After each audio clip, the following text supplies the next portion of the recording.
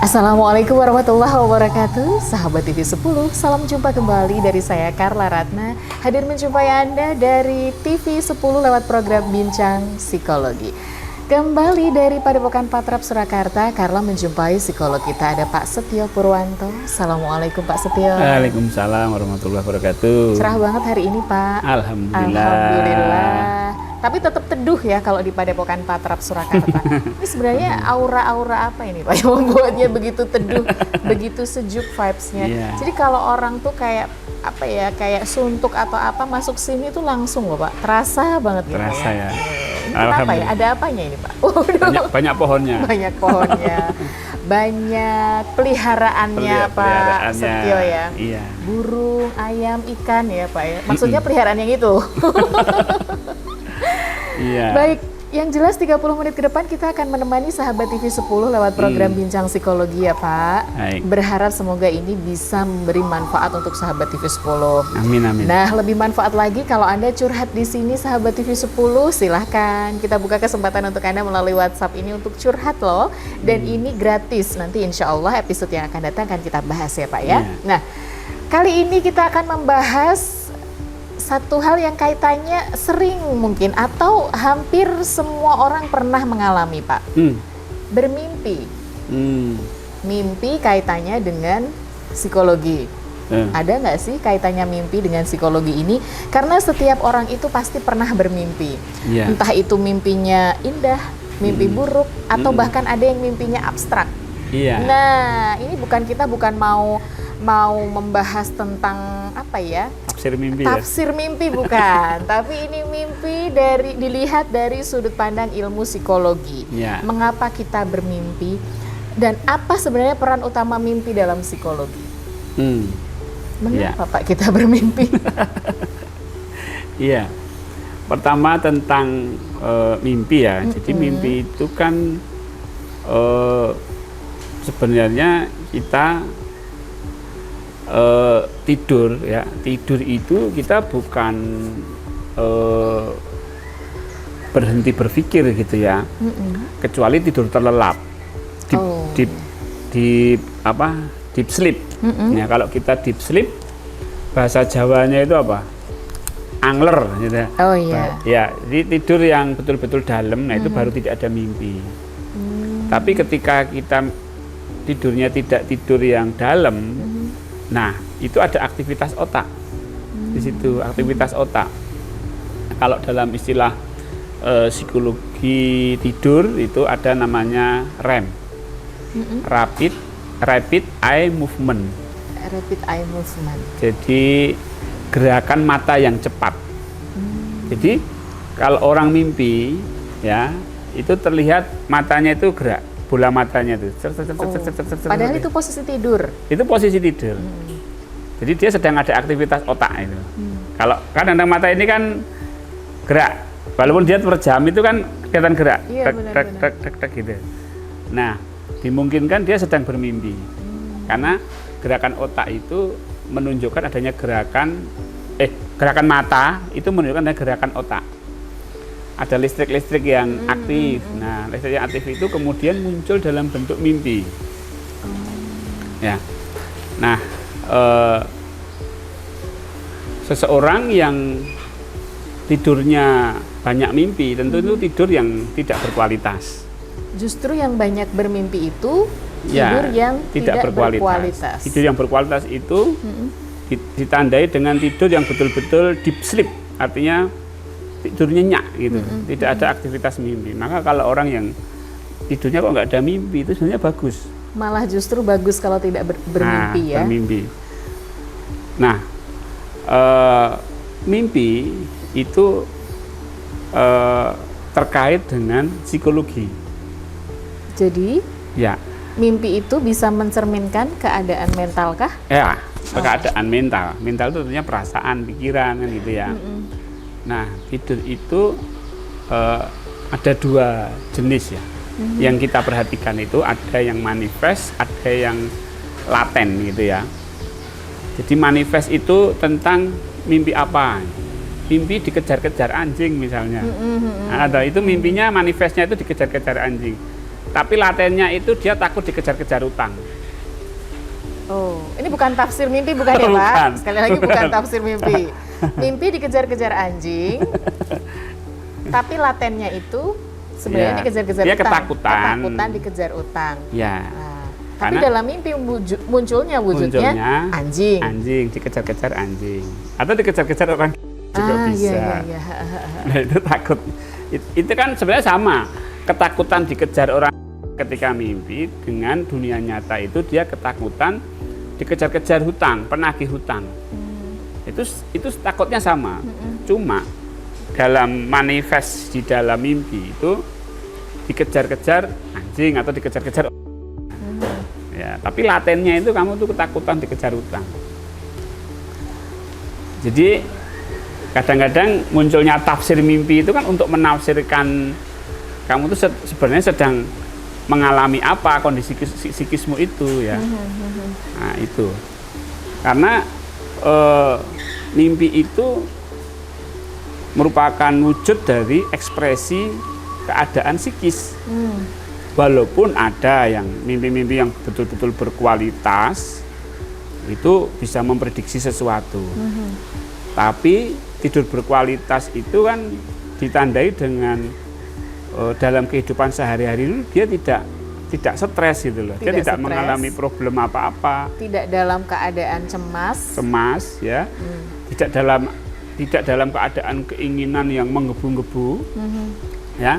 Sehingga tidurnya itu netral gitu loh.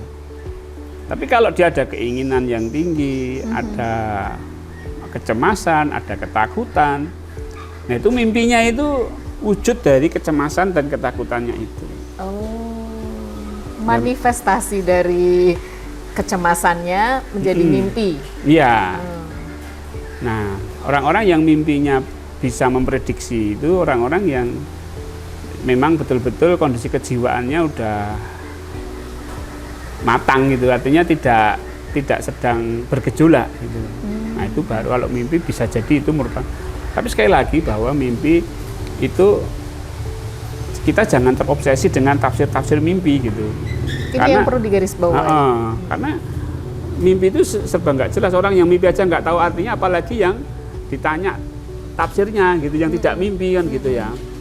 Nah, kecuali dia mimpi ini, dia yakin bahwa nanti akan begini, ya, itu bisa. Kadang-kadang orang mimpi nggak tahu artinya lah, itu jangan dicari. Justru jangan dicari. Jangan dicari. Dia sendiri nggak tahu. Dan jangan ditanya. Lupa, ada yang lupa. Tadi tuh sebenarnya aku mimpi apa ya, tapi lupa. Ya, lupa. Karena mungkin mimpinya itu nggak berkesan ya. Ya, kalau mimpi berkesan dia pasti ingat. Detailnya pun ingat.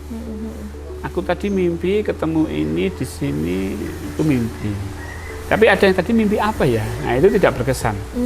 Jadi kayak kita itu kan memperhatikan gini ya, mungkin ada yang lewat, ada penjual lewat, terus beberapa waktu tadi jual apa ya? Lupa saya. Karena sambil lalu gitu. Sambil ya? lalu. Nah, gitu. Nah, mimpi pun sama. Kalau aku lupa mimpi ya. Nah, gitu. Tapi kalau berkesan, ingat itu. Bahkan bangun tidur tuh sampai terngiang-ngiang ya bahasanya ya. Ternyata kok cuma mimpi ya. Ternyata cuma mimpi ya. Padahal tadi sudah ngerasain naik mobil ya. Ternyata cuma mimpi gitu ya. Atau orang yang ingin bertemu dengan seseorang gitu ya. Ya ketemu di dalam mimpi. Ya, cuma mimpi gitu ya. Nah, itu berarti kan keinginan dia yang tidak kesampaian di dunia nyata. Terbawa mimpi atau gimana Pak? Itu alam bawah sadar atau gimana? Ya, itu bawah sadar. Jadi orang itu ketika di alam sadar itu tidak terpenuhi, dia akan memenuhinya di alam bawah sadar. Ya, bisa jadi mimpi gitu kan. Misalnya lah, kalau seorang itu puasa, namanya puasa kan haus ya. Haus itu pengen minum ya. Terus ketiduran gitu kan. Nah, tidurnya itu seperti minum gitu loh. Setelah buka mata, ternyata hanya mimpi. Waduh, minum air es. Seger. Tapi dalam mimpi. Minum betul itu minum. Setelah buka mata, dalam mimpi. Ternyata mimpi ya. Nah, jadi kita pahami mimpi itu seperti itu gitu loh. Nah, mimpi itu sangat tergantung sekali dengan waktu kita masuk ke tidur. Ya, Pak? Waktu kita masuk ke tidur ini yang seperti apa? Masih gini misalnya, ketika saya tidur, saya langsung tidur aja, blek gitu. Nah, maka kejadian-kejadian sebelum tidur itu akan saya manifestasikan dalam bentuk mimpi. Itu mudah sekali. Berarti kita bisa mengontrol, Pak, mimpi kita? Oh, nggak bisa. Oh, nggak bisa? Nggak bisa. Jadi kan keinginan itu kan keinginan, konflik batin, kecemasan itu kan kalau saya dalam entry mimpinya itu saya langsung tidur aja, nggak pakai filter, maka tidur saya langsung mimpi-mimpi itu tadi. Nah, manifestasinya bentuk apa kecemasan-kecemasan yang saya alami, konflik-konflik batin yang saya alami, keinginan-keinginan yang tidak terpenuhi itu langsung keluar di dalam mimpi. Maka tidur saya jadi tidak nyenyak gitu loh. Kan terlalu banyaknya mimpi kan gitu. Nah, kalau saya entry-nya itu saya jaga, ya, entry-nya saya jaga, misalnya saya awali dengan teknik meditasi, relaksasi, atau zikir, dengan kesadaran akan Allah, saya masuki dengan tidur gitu, maka tidurnya itu nanti akan tersaring gitu loh. Mimpi-mimpi yang membuat saya ketakutan itu akan tersaring, dia nggak akan masuk. Nggak akan masuk. Iya, tidak akan termanifestasikan dalam bentuk mimpi. Begitu. Ya, meminimalkan lah ya. Meminimalkan mimpi-mimpi buruk. Betul. Oke, nanti bagaimana belajar untuk meminimalkan mimpi-mimpi buruk ini dari tekniknya Pak Setio. Jangan kemana-mana, karena Bincang Psikologi akan segera kembali untuk Anda tetap di TV 10.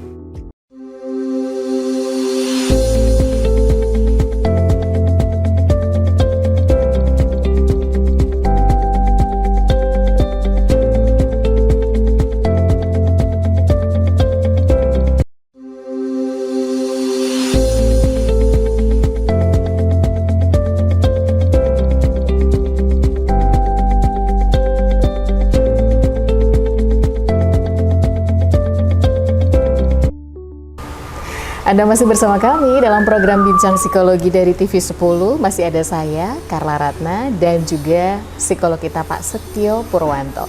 Hari ini kita membahas tentang mimpi. Sebelum kita lanjut, saya melihat ini buku, wah baru ya Pak, koleksi barunya Pak Setio.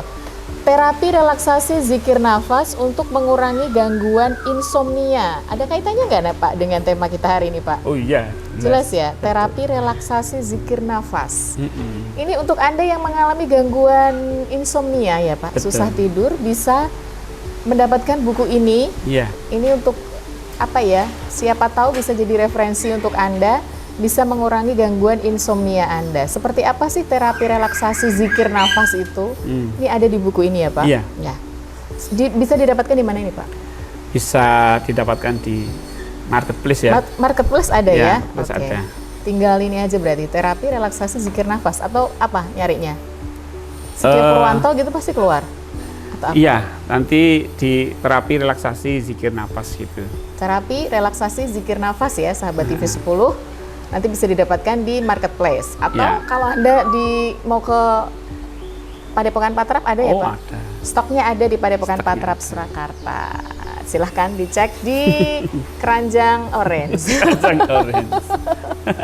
Silahkan nanti berbelanja buku ini, buku yang sangat bermanfaat, terapi relaksasi terutama untuk Anda yang mengalami gangguan susah tidur. Ini hasil penelitian saya. Oh, ini hasil penelitian ya?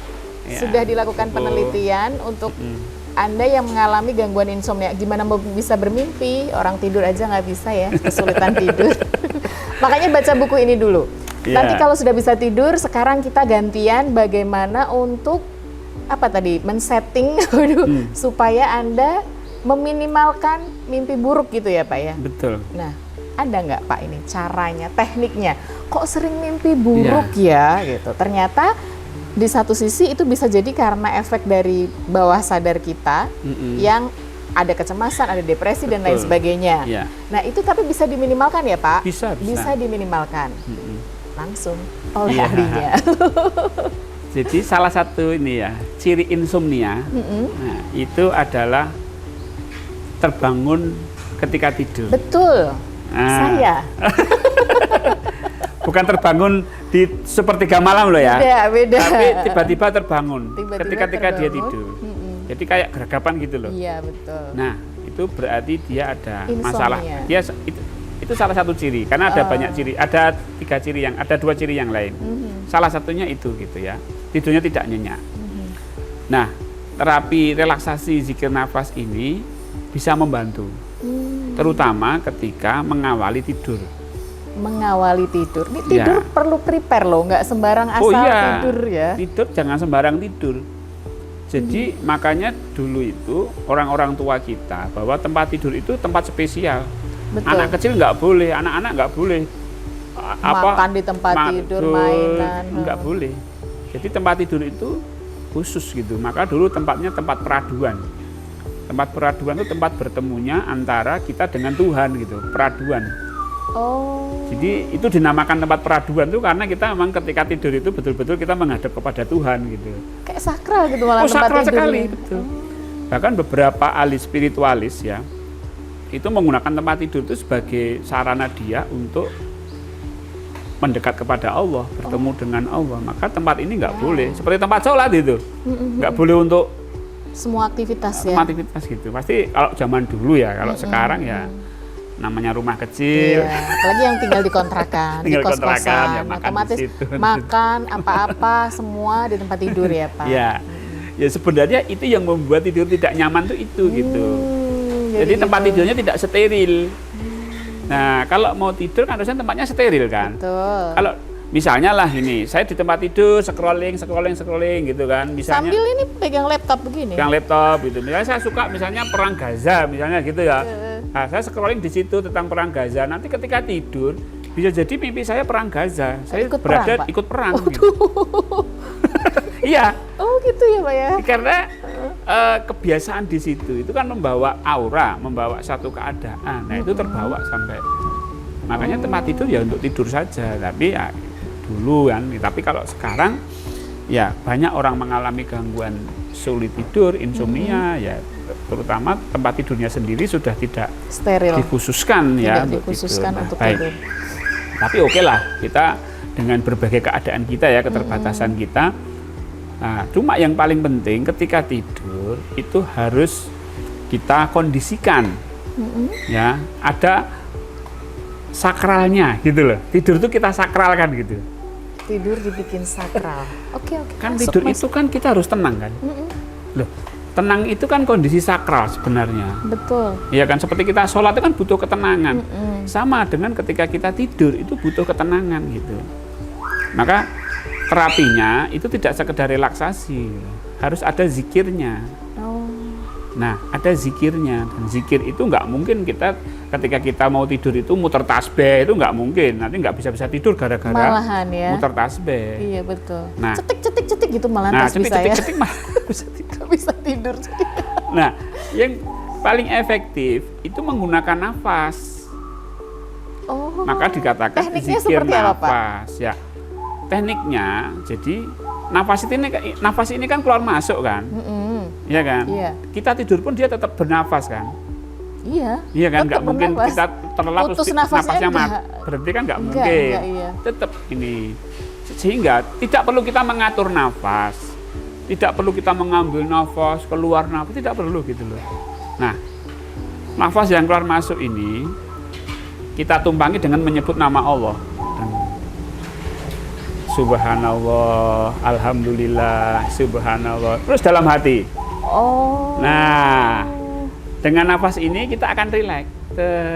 Terus pikiran kita tidak fokus ke problem-problem kita, keinginan-keinginan kita, masalah-masalah kita, kecemasan kita. Fokusnya ke ini. Subhanallah, nafas alhamdulillah, masuk, nafas keluar, terus sambil rileks. Terus lama-lama lap hilang. Nah, itu masuknya itu lapnya itu dengan zikir itu tadi. Iya. Dengan ketenangan itu tadi, sehingga tidurnya tenang. Kalau mengawali tidur tidak dengan tenang, maka nanti tidurnya pun nggak tenang. Nggak tenang, ke bawah mimpi yang aneh-aneh. Contoh ya, ketika tidur dia overthinking, terus overthinking dibawa tidur. Ya tidurnya nggak tenang, pasti tidurnya itu masih bawa overthinkingnya. Betul. Betul kan? Nah, akhirnya mimpi yang nggak jelas, geragapan, ketakutan dalam mimpi, bahkan tindian itu bahasa Sundanya erep-erep itu ya, yang kita nggak bisa bergerak sama sekali itu. Dan macam-macam mimpi yang nggak nyaman, nggak enak, mimpi buruk gitu loh.